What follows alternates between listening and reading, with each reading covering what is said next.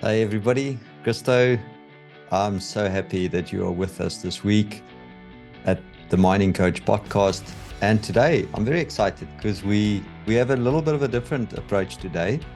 You're just going to listen to me, so we don't have anybody to interview today, and that's just the way things go. We have busy people that we want to interview every week, and some weeks it's just not possible. And those people that have lined up have got their busy lives and they're operating a mine site or they're busy, and something happens, and that's just life. So we just want to keep this as authentic and real and close to life as possible. But I'm excited because we're going to talk about a great topic today, and that's really critical decision making and how we prioritize our lives accordingly. And this is a topic that's very close to my heart, and we're going to dive straight into it. So if you have joined us here for the first time, welcome to the Mining Coach podcast. This podcast is all about adding value to you, adding value to the mining community in every type of job that you do, whether in the plant, in the smelter, in the underground, on surface, whether you in the maintenance workshops. Doesn't matter what you do at a mine site or in the mining industry. This is all about different levels of people and adding as much value to you as possible. And you've probably joined this podcast because you are learning and you're growing and you're looking for the place where you can listen or watch on YouTube. For those who are watching on YouTube, you want to listen and watch something that will teach you something. And that's really what the Mining Coach podcast is all about. So today, as I said, I'm excited because I've learned so much, and I'd love to share the learnings that I've received from wonderful people, wonderful coaches in my life.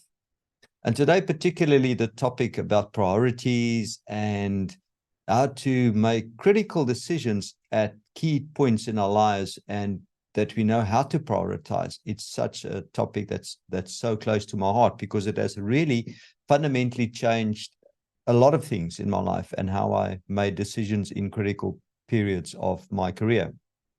So let's dive in.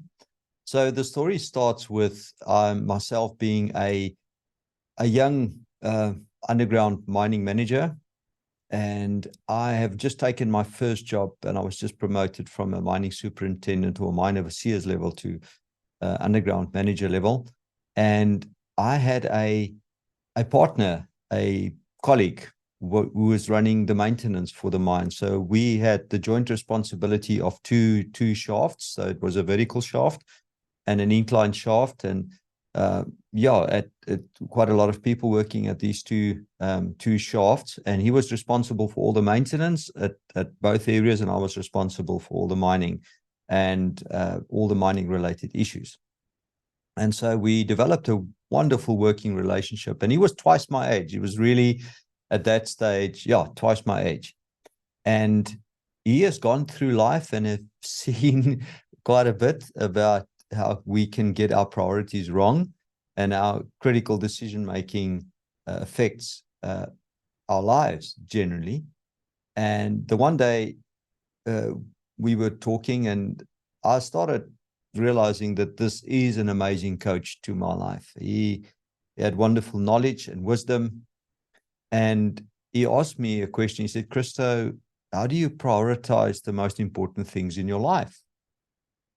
And up to that point, I sort of had a way of prioritizing things, and maybe it was unofficially in my mind, but he asked me that, and I had to really think about it. And it was a great start for me that really defined the rest of even today, how I think about things. And he said he's learned this through books that he was reading, and this is sort of his philosophy. And he quickly helped me to get to know his model. And it's quite simple. And I love using his model that there's nothing new in life.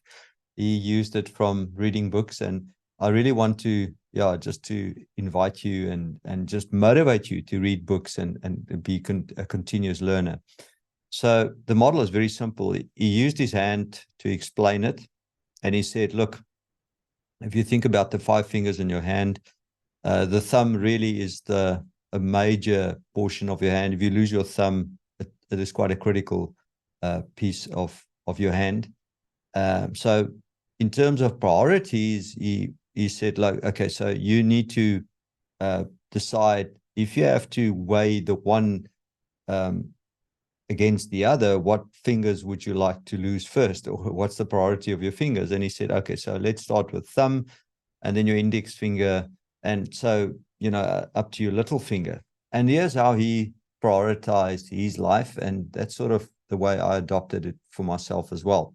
And he said, look, so some of us are people of faith, some of us have got a value system and agnostic, and doesn't really matter what you believe, but you have a value system or a faith system that is probably the most important thing to you, how you make decisions in life. So that comes first. Then your partner, your life partner, your husband, your wife, your partner, that comes second. Then your children, your direct children, and then work, and then only your free time and hobbies, and that's hobbies and the rest of your families. And if it comes to critical decisions in your life, let's assume that you have to decide between your wife and your children, which one are you going to choose when it comes to a critical decision point in your life. And so the model he adopted was to say, well, your partner, your husband, your wife, your partner is more important than if you have to choose between them and your children. And sometimes it's an impossible choice for a lot of us, but you choose your partner first, because if the two of you don't have a fantastic relationship and you don't have solid ground, you really have got very little to offer the kids. So that's how we sort of said there are going to be critical points in your life where it's a dilemma. You have, you know, choosing the one, you know, as opposed to the other one in some cases is very, very difficult and equally bad. But having a model that you can compare to helps us then develop our decision making and critical decisions at that time. So let's get practical about that. So for me, the way I started adopting this was to say, okay, let's assume I'm working for a mining company and I'm in a senior position, and it's a position of very important decision making, and I am asked to do something unethically or lie on a report, a financial report, or something that is fundamentally against my value system. Then I would simply no longer want to work for that company, and I'll probably end up resigning from that company. So that's choosing your value system or your faith first before you choose your job, which is the fourth priority. Another example that was very real to me was one day I was faced with choosing between work and my children and my wife. And it happened at a critical time when we had budgeting, the annual budgeting process, and it was actually a final review of the budgeting process. And I have to, as the owner, I was the GM of a mine, and we had to present the budget. And my daughter was in a motor vehicle accident where she actually was on a scooter driving or riding to school, and at an intersection she was bumped by another car. And my wife phoned me and told me about what had happened, and that she was okay, and she was there. But at that moment, I knew that it was more important for me to be next to my daughter and my wife because of this accident than it was to be at the budget presentation. And I made that decision right there and then. I was also very privileged, and I must just give acknowledgement, and the person, my leader at that stage was Gerard van Rensburg, and he immediately, when we heard what happened, he said, "Christo, you need to go." And fantastic, kudos to him. there's not always, but that we have those fantastic leaders that actually will have got those priorities sorted out. And it was easy for me to leave, but even if it didn't give me an opportunity to leave, I would have left in any case to be at the casualties and go and meet with my wife and my daughter to see how things are. So once again, that was choosing my daughter, which is the third priority, or my children, above my work and above my career because of that event. Now, I'm not saying that you can make excuses, any excuse about family matters, to say they are more important than work, or, so this is not what I'm saying. I'm saying there's these dilemmas sometimes in our lives that happen, and they make it very difficult to choose. And if you've got your priorities lined up of what's more important for you, then it makes it easy during those difficult times of making the decision, the one versus the other. Right. So what about another example? What about work? So here's one where I got it wrong. And a lot of what we do is we are vulnerable and we share with you our stories. And I think there's so much value in that. And there's so many books are written about people that have made mistakes and they've learned the lessons and they've found recipes and they're willing to share that. And once again, I'm being vulnerable in sharing this one. But yeah, I was at one stage training for a very strenuous endurance event. It was a triathlon, a massive event. And it was my very first one that was the full Ironman. And I got my priorities wrong. There was days, and this is now, we're talking about the final priority, which is, your free time or your family, the rest of your family and hobbies. And so that really comes after work. So doing sport and staying fit and all of that, that's important. But, you also have work that's more important. So you need to find time how to manage that. But training for this event at many days, over an 18-week period of a program, you have to train twice a day. And there were times days that I knew my work at work was not complete and I had some more stuff to do. And I would leave work, and because I had the second session of training that I had to fit in, before the end of the day. And so my quality of my work suffered because of my choices. And after that event, after this thing happened, I had a good introspection of myself and my life. And I said, I cannot have that happen again. I knew I didn't have, in my heart, I knew that I was neglecting some of my duties at work and I wasn't doing the quality of work that I wanted to, or showing up in every aspect as I wanted to.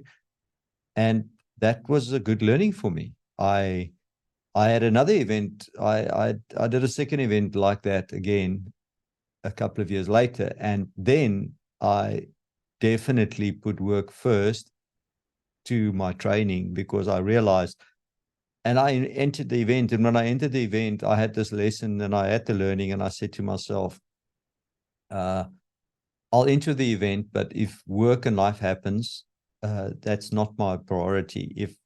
If I'm not fit enough, or I'm not ready for the event, I will simply not participate. I did enter it, and I ended up doing it, and it was a great event. But I think the peace of mind I had throughout the period of time training for it was always that, work is more important than my free time of training for a strenuous endurance event.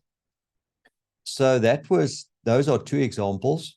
And I think a lot of times I found that a lot of people make family an excuse, to say things are not good at work, or why they need to take time off from work. And I think that's wrong. There are family crises that happen that you need to manage. And I think you don't need to find an excuse for that. I think the other one, that's where people also get it wrong is, well, I'm speaking on behalf of myself, but this is my learning. And I think a lot of the time we put children in front of our marriages, and the marriage suffers as a result. And remember why you got married in the first place, or why you chose this partner to be with, is to share your life together and have fun. And the result of that love and the result of that happiness is another generation of children that, are raised in the love of that relationship. And if in that relationship the children comes first after they are born, and that relationship is not kept intact and kept strong, then you don't really have a lot to offer for the children. And it's really helped me. I've seen, and I've obviously been in, not obviously, I've been involved with many relationships that broke up, and the statistics are quite rough in terms of how many relationships don't last, how many marriages don't last. And then a lot of the times, most of the reasons are finances, getting your finances wrong, and then the other one are children, and how we sometimes give priority to children versus that relationship between the two partners. So those are my 5 things and how I prioritize my life. And I hope that this is equally helpful for you. So to recap, my faith and my value system comes first. Then my wife, or my partner, my husband, my wife in this case, she comes first. Then my children, my direct children, or our children, not the rest of the family, my children. Then work, and then, or my professional business, and then after that is my free time, which is divided into hobbies, exercise, the rest of the family. I hope that makes sense to you. It's a short podcast today, and I'm very much looking forward to next week, when we'll have another guest, and we're gonna talk some wonderful stuff and some lessons learned. And I hope you have fun. I trust that you are, and that you give us your feedback, how this podcast is adding value to you, what we can do different, what you like, what you don't like. You've got access to our website, www.theminingcoach.com. Please reach out to us. I'm on LinkedIn. Reach out to me, and enjoy your mining. And thanks for listening. Thanks for watching. Bye-bye.